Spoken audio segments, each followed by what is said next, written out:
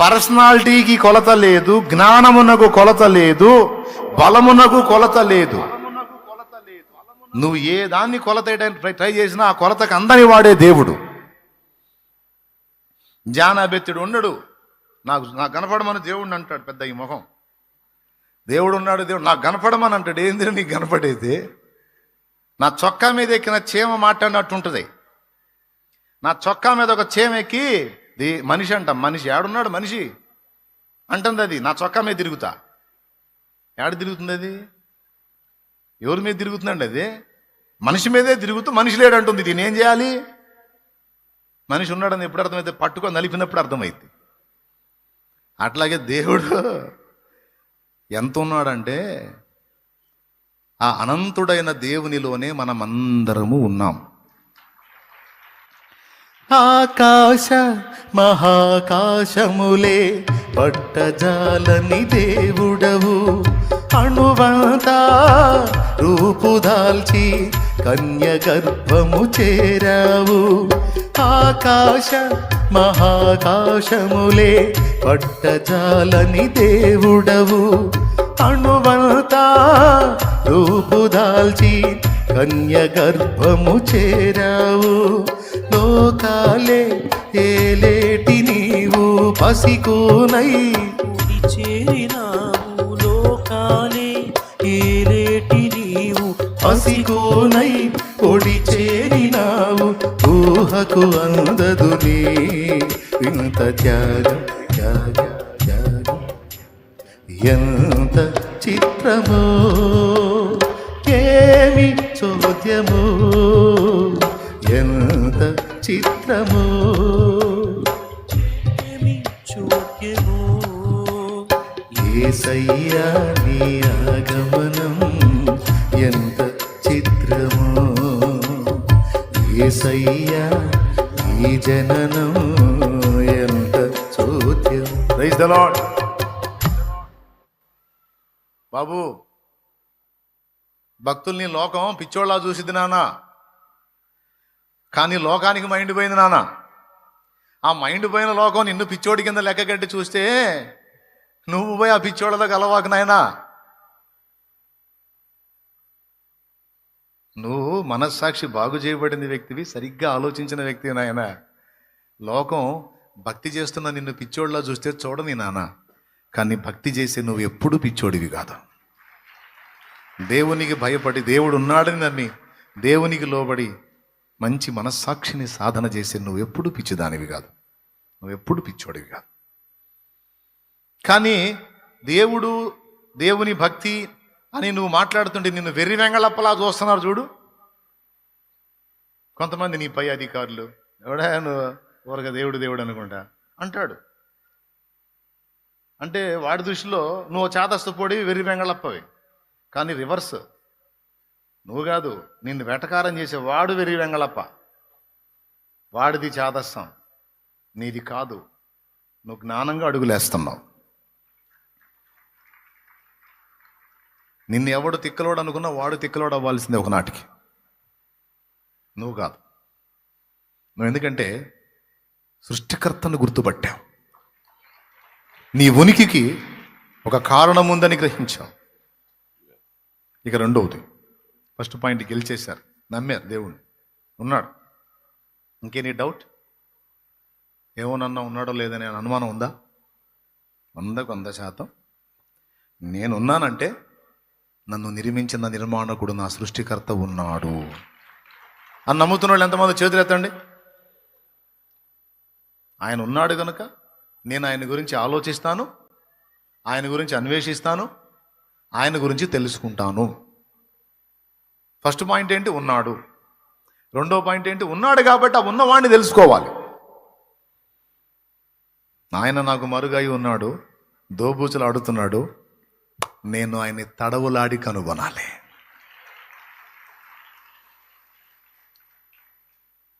నేను అంటాడు ఉంటే నాకు చూపించి అంటాడు. ఇల్లు కట్టింది మేస్త్రి ఇంట్లో ఉండాలని రూల్ అయింది. కుమ్మరు ఉన్నాడా? ఉంటే నాకు చూపించంటే కుండ చేసినోడు కుండ మీట వస్తాడా? కుండ చేసిన కుమ్మరి కుండ మీట రాకపోతే కుండ లేదా? కుమ్మరి లేడా?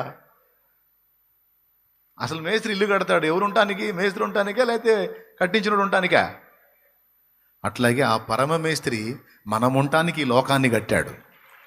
ఆయన ఉండే లోకం ఉంది. మేస్త్రి ఉండే ఇల్లు ఉంటుంది సార్ మేస్త్రికి. నువ్వు ఉండటానికి ఇల్లు కడతాడు మేస్త్రి, అంతేగా నువ్వు మేస్త్రి కట్టిన ఇంట్లో మేస్త్రే ఉండాలని రూల్ లేదు. ఆ ఇంట్లో మేస్త్రి ఉండకపోయినంత మాత్రాన ఇల్లు కట్టిన మేస్త్రి లేడని అర్థం కాదు. అలాగే సృష్టికర్త అయిన దేవుడు మనం ఉండటానికి ఈ సృష్టి జరిగించాడు, ఇదంతా నిర్మించాడు. ఆయన ఉండే ప్రదేశంలో ఆయన ఉన్నాడు. ఇంకా చెప్పాలంటే ఆయన కట్టిన ఈ లోకమంతా ఆయన యందే ఉన్నది. ఇంకో మాటలో చెప్పాలంటే చీమ నా షర్టు మీద ఉన్నట్టు మనమంతా ఆయనలోనే ఉన్నాం. నేను చెప్పాలా, అపోస్తల కార్యం 17వ అధ్యాయం 26 నుంచి కిందికి చదివితే మీకే అర్థమైంది. చూడండి, మనము ఆయన యందు ఉనికి కలిగి చరించుచున్నాం, మనలో ఎవరికి ఆయన దూరంగా ఉండువాడు కాడు. ఓకేనా? ఇప్పుడు నాకెళ్ళి చూడండి, అయిపోయింది మొదటి ప్రశ్న, నమ్మేశారు.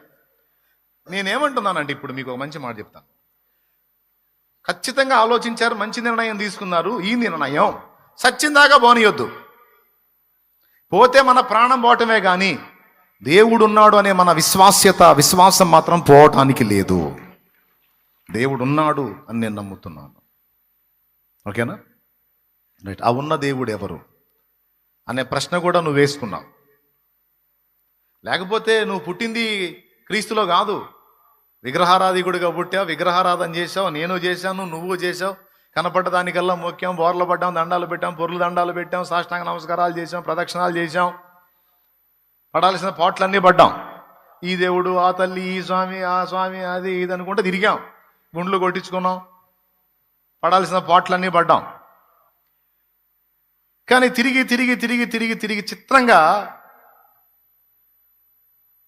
ఎవరు దేవుడు అర్థం కాల. ఎందుకంటే కుప్పలు కుప్పలు ఉన్నారు. ఈ కుప్పల్లో అసలు ఎవరు అర్థం కాల. అందుకని ఆయనే మనల్ని దర్శించిన దాకా కనపడ్డోడికల్లా సాష్టాంగ పడ్డాం, కనపడ్డం వల్ల నానా అని పిలిచాం. ఎందుకంటే అసలు ఎవరు అర్థం కాక. దేవుని మహాకృపను బట్టి ఈ పిచ్చోడికి ఎంత వెతికినా వాడికి నేను దొరకనులే, కానీ ఇక నేనే వాడికి కనపరుచుకోవాలి, లేకపోతే వాడు నన్ను కనుగొనడం కష్టమని ఆయనకే కనికరం కలిగి ఆయనే తన్ను తాను మనకు బయలుపరుచుకున్నాడు. చెప్పండి, దేవుడు తన్ను తాను నాకు బయలుపరుచుకోవాలా, నేనే తెలుసుకున్నాను అన్న దమ్ము ఎవరికన్నా ఉందా? ఆయన తన్ను తాను వ్యక్తపరచుకోకపోతే భక్తులకు కూడా అందడు. ఆయన ఏబు గ్రంథంలో అంటాడు, ఆయన అగోచరుడు అని. కనబడడు, అర్థం కాడు. ఏదన్నా అర్థమైంది, కాస్త తెలుసుకున్నామంటే ఆయన బయలుపరిచాడు. ధన్యులం. హృదయమందు దేవుని వెతకువారు ధన్యులు. వెతికారు, అర్థం కాల, కనబడ్డ వాటికల్లా తిరిగారు. చివరికి అసలైన దేవుడు ఎవరో నీ అసలు తండ్రి నీకు తన్ను తాను బయలుపరుచుకున్నాడు. ఆయన నీకు తన్ను తాను బయలుపరుచుకున్నప్పుడు నువ్వు ఆయన యొద్దకు రావడానికి ఎవరిని లెక్క చేయలా. ఇది రెండవ అద్భుతం. మొదటిది దేవుడు ఉన్నాడని నమ్మటం, రెండవది ఆ దేవుడు ఎవరో అని వెతకటం. ఎవరో అని వెతికినప్పుడు నిజదేవుడు మీకు కనబడటం, ఆ నిజదేవుడిని తెలుసుకుని ఆయన దగ్గరకు అడుగులు వేయడానికి కొన్ని బంధకాలు నిన్ను అడ్డగించటం, ఆ బంధకాలను నిర్దాక్షిణ్యంగా తెంచుకొని నువ్వు అడుగు ముందుకు వేయటం. ఇదంతా చిన్న విషయం కాదు, పెద్ద పోరాటాల నడుమ జరిగింది ఇది. నువ్వు యేసు ప్రభు దగ్గరికి రావటం మొదలుపెట్టిన తర్వాత కొంతమంది నీ ఇంటికి రావటం మానేశారు, పలకరించడం మానేశారు, నిన్ను వెటకారం చేయటం మొదలుపెట్టారు, వాళ్ళ శుభకార్యాలకు నిన్ను పిలవటం కూడా మానేశారు. వాడు పోయి అందులో కలిశాడులే, మనకెందుకులే వాడితో పానిండ్రా అని. పోనీలే, నీకు దరిద్రం వదిలిచ్చారు, ఖర్చు తప్పించారు. కొన్నిసార్లు నీ మనసు గాయపడినా, అందరూ సంతోషంగా ఆయా కార్యక్రమాలకు వెళుతుంటే నీకు ఆహ్వానం లేకపోవడం కొంత నిన్ను బాధించినా, వేధించినా, నీకు ఇబ్బంది కలిగినప్పుడు ఎవడు పలకరించడానికి రాకపోయినా, నీ ఆపదలో ఎవడు ఆదుకోవడానికి, వాళ్ళకి అవకాశం ఉండి కూడా ఆదుకోవడానికి నీకు ముందుకు రాకపోయినా, సొంత కుటుంబ సభ్యులే నిన్ను చెడ్డగా చిత్రీకరించినా, దూషించినా, ద్వేషించినా, కొట్టినా, తిట్టినా, హింసించినా, నిందించినా, అవేవి పట్టకుండా మీరందరూ నన్ను వదిలేసి ఎడమైపోయినా నాకు నా యేసయ్య చాలు అని నిలబడ్డావు చూడు. అది చిన్న విషయం కాదు తల్లి, చిన్న విషయం కాదు. మంచి మనస్సాక్షి. 3 సంగతుల్లో నువ్వు పాస్ అయ్యావు నానా. 3 సంగతులు నీ మనస్సాక్షి మంచిగా పనిచేసింది నాన్న.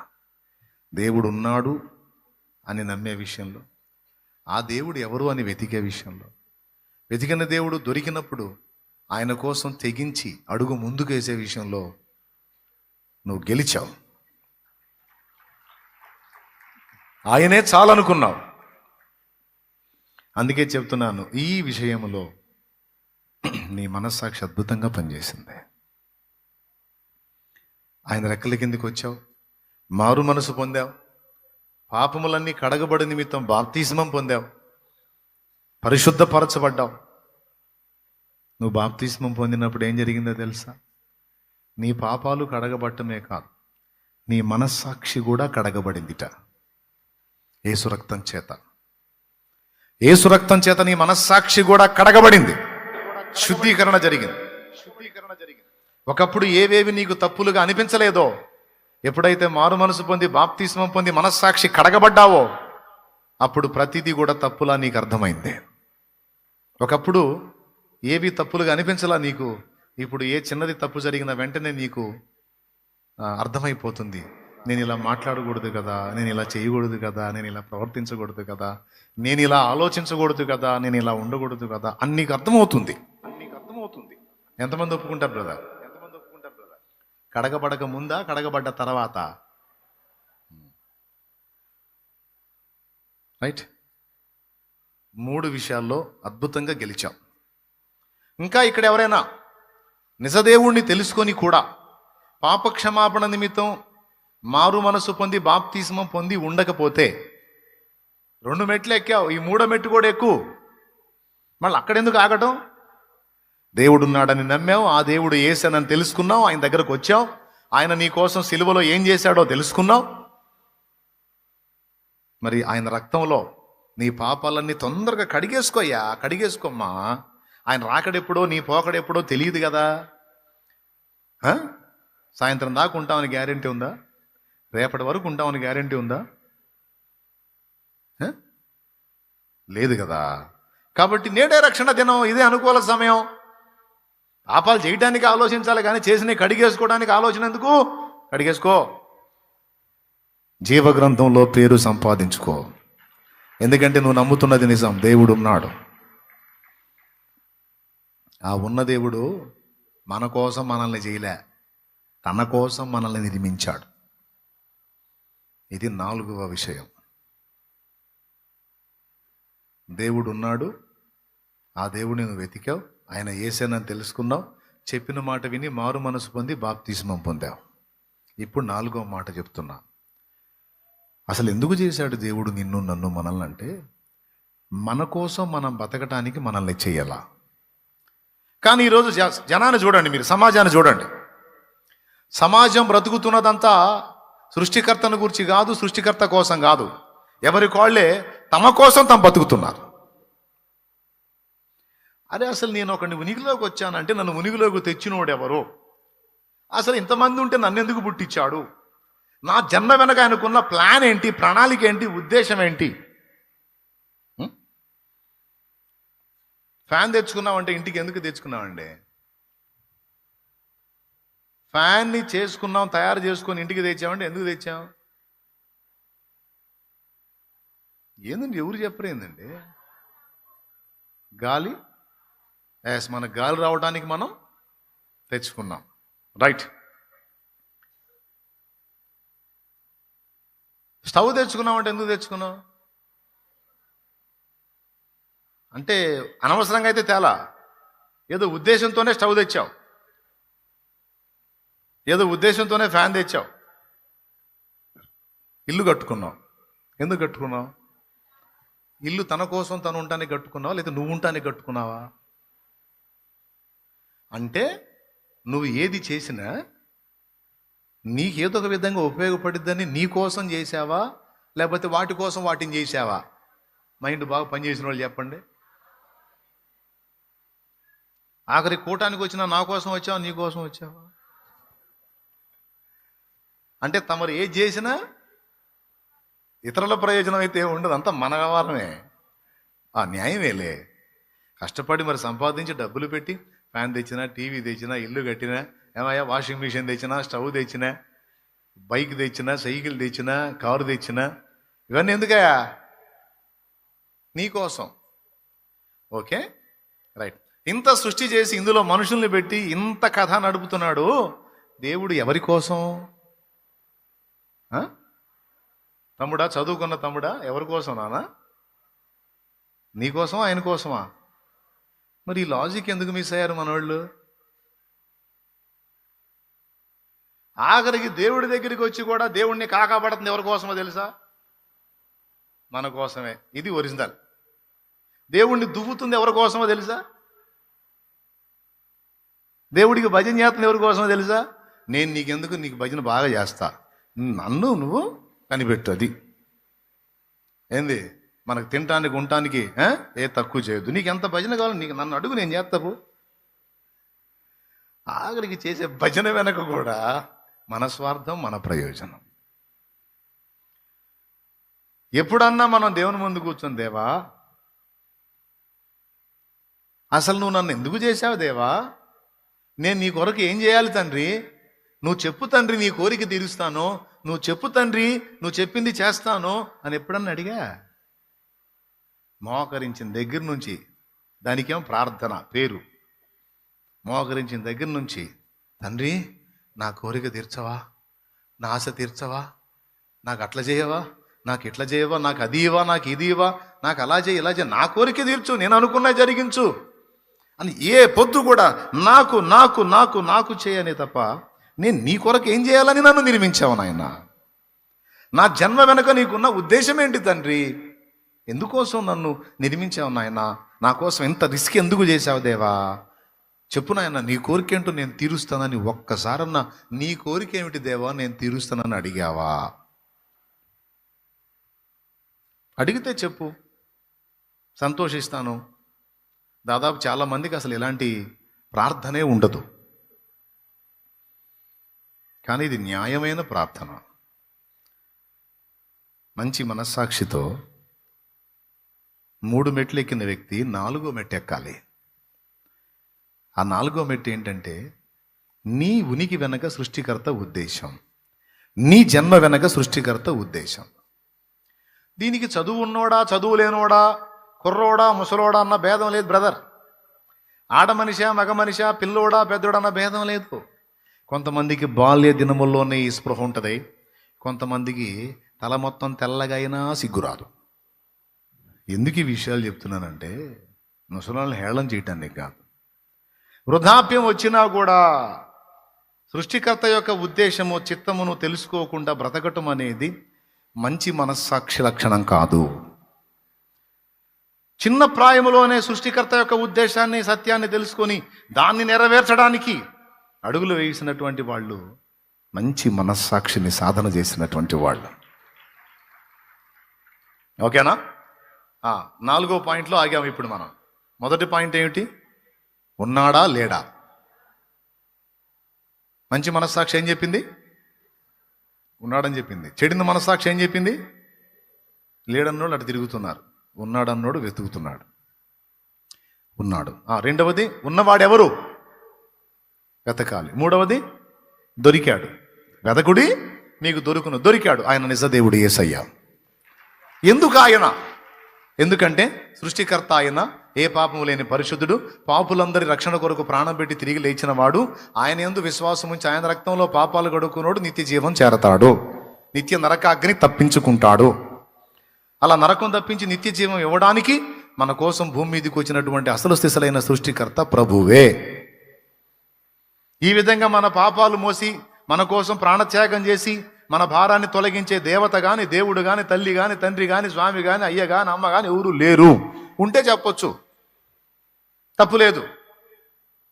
కానీ ఎవరు లేరు కాబట్టే నేను గతంలో మొక్కిన వాటన్నిటినీ పక్కన పెట్టి, ఎవరైతే నన్ను ప్రేమించి నాకై ప్రాణం పెట్టి తిరిగి లేచాడో అతడే నా సృష్టికర్త. ఎందుకంటే కన్నోడికి బాధ్యత ఉంటుంది, కన్నోడికి భారం ఉంటుంది, కానీ బయటోడికి ఏముంటుంది? కాబట్టి అంతలో మహిమను కూడా వదిలిపెట్టి భూమి మీదకి దిగొచ్చాడంటే ఆయన కదా నా తండ్రి. అయ్య కాబట్టిగా అంత జోక్యం చేసుకున్నాడు.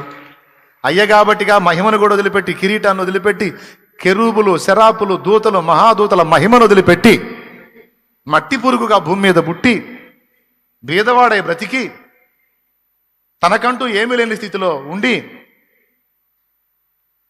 నన్ను ప్రేమించి నా కోసం అరికాళ్ళ నుంచి నడినెత్తి వరకు శరం మొదలుకొని ఆ సిరిపాదం వరకు సర్వ శరీరం తూట్లు తూట్లు తూట్లు తూట్లు గాయాలమయమై రక్తాలు గార్చి చేతుల్లో శీలలు, కాళ్లల్లో శీలలు, ప్రక్కడొక్కల్లో బల్లెపు పోటు, తలకు ముళ్ళు, నోటి వెంట రక్తం, ముక్కుల వెంట రక్తం, చెవుల వెంట రక్తం, కన్నుల వెంట రక్తం, కాళ్లలో రక్తం, చేతుల్లో రక్తం, దేహమంతా రక్తం, నెత్తుటి ముద్దగా వ్రేలాడి పడరాని బాధల నా కోసం పడిన మడితడు కదా నా తండ్రి.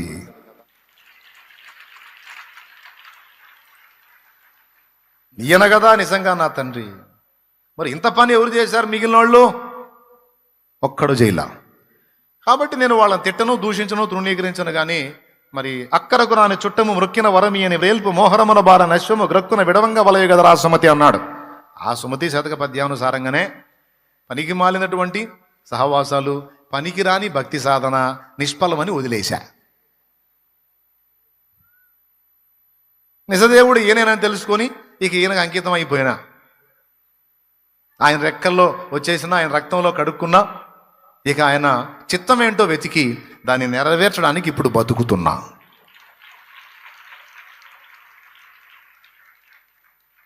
అయిపోయిందా? ఇప్పుడు మీ ఆలోచన ఏంటో కూడా మీరు పరిశీలించుకోండి. సమస్యలు, బాధలు, ఇరుకులు, ఇబ్బందులు, కష్టాలు, కన్నీళ్లు, అప్పులు, తిప్పలు, రోగాలు, బాధ్యతలు, సమస్యలు, కేసులు, మస్తు సమస్యలు ఉన్నాయి మీకు తెలుసు, నాకు. కానీ ఒక్కటి గుర్తుపెట్టుకో, నిన్ను ప్రేమించి నీకై ప్రాణం పెట్టిన సృష్టికర్త నువ్వు తెలుసుకున్నావు. అసలైనోడి దగ్గరికి నువ్వు వచ్చావు. ఆయన దగ్గరికి రాక మునుపు నువ్వు భయపడు, బాధపడు, దిగులు పడు, విచారపడు, కంగారపడు, ఎక్సెట్రా. కానీ ఆయన దగ్గరకు వచ్చిన తర్వాత వాటికి ఇక స్థానం లేదు. ఎందుకంటే నిన్ను ప్రేమించి నీ కోసం అంత త్యాగం చేసినోడు 3 రోజులు నీ బతుకు కావలసిన ఈ పరిష్కారాలు చూపలేడా? ఈ అవసరాలు తీర్చలేడా? ఒక్కసారి చెప్పునా, సామాన్యమైన బాధపడ్డా మన కోసం? చెప్పండి ఒకసారి. ఎంత గాయాలు, ఎవరి కోసం? మన కోసమే కదా. చిత్రవద అనుభవించింది, ఉమ్ములో, కొరడా దెబ్బలు, అరచేతుల దెబ్బలు, పిడిగుద్దులు. అసలు ఎవరు ఆయన? దేవుడు. ఎవరి కోసం? చెప్పు. నా కోసం అని చెప్పు. అనో, నా కోసం అనో. నీ కోసం కేవలం నిన్ను ప్రేమించి. మళ్ళీ నువ్వు మంచోడు అని కాదు, నువ్వు పాపివే, అయినా సరే నీ కోసం తిన్నాడు. ఎందుకు తెలుసా? నేను ఇంత బాధపడ్డానని నా బిడ్డకు అర్థమైతే నా బిడ్డ మారుతాడు, ఆ చెడుతనం వదిలేస్తాడు, వాడు మంచి మనిషి అవుతాడు. మంచి మనిషి అయితే వాళ్ళ జీవితాలు వెలిగించబడతాయి. తెలియక తేడా పడుతున్నారు, తెలిస్తే మారుతారన్న ఆశతో చేశాడు. ఇంత చేసిన వాడు నీకు దూరం అవుతాడా? నేను వదిలిపెడతాడా? జానడు పొట్ట నీకు ఇచ్చినోడు దానికి అంత అన్నం పెట్టడు? చెప్పవయ్యా, మరి ఎందుకయ్యా కంగారు పడతావు? కదయ్యా, ఇంత దేహాన్ని ఇచ్చినోడు దేహపు సిగ్గు కప్పుకోనానా అన్నోడు వస్త్రం వీడు? ప్రాణం ఇచ్చినోడు వస్త్రం వీడా? నోరు తెరవండి, మీకు దండం పెడతాను. ప్రాణం ఇచ్చినోడు ఆహారం ఈడా? ప్రాణం ఇచ్చినోడు అప్పు తీర్చడా? ప్రాణం ఇచ్చినోడు జాబ్ ఇవ్వడా? ప్రాణం ఇచ్చినోడు బిడ్డనివ్వడా? ప్రాణం ఇచ్చినోడు స్వస్థత ఇవ్వడా? ప్రాణం ఇచ్చినోడు సమస్యకు పరిష్కారం ఇవ్వడా? నీ సమస్య ఎక్కువ, ప్రాణం ఎక్కువ. దాన్నే ఇచ్చేశాడే నీకోసం.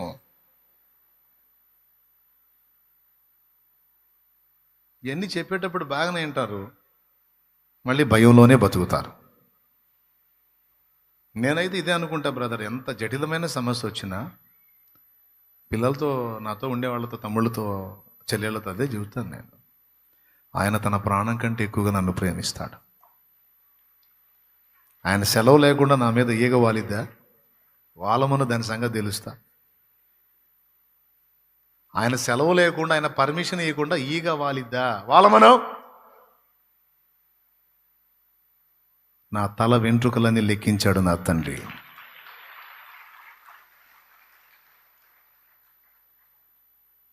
తగాదల్లో బాగా ముదిరినప్పుడు ఎదుటోడు ఏదన్నా అంటే నీ అంతు తేలుస్తాను అంటే ఏందిరా నువ్వు చేసేదని తర్వాత ఏదో వాడతారు కదా. ఏందండి మనసులో అనుకోండి, ఏందిరా నువ్వు చేసేది, వద్దులే బయటికి అనంత బాగుంటుందా అంటే అంత తేలిక నీకు ఇదంటే, జుట్టు అంటే కదా. అంటే ఏదన్నా పోయినా కూడా అది వెంట్రుకతో, నాకు వెంట్రుకతో పనే అంటా కదా. అంటే ఏంటి? ఇది నీకు విలువ లేదు, చాలా తేలిక. కానీ నువ్వు విలువ లేనిదిగా చాలా తేలికగా భావించిన దాన్ని కూడా ఆయన ఎంత సీరియస్గా తీసుకున్నాడంటే అవి నీ తల మీద ఉన్న వెంట్రుకలన్నీ లెక్కింపబడి ఉన్నవి అన్నాడు. చిన్న మాట అది.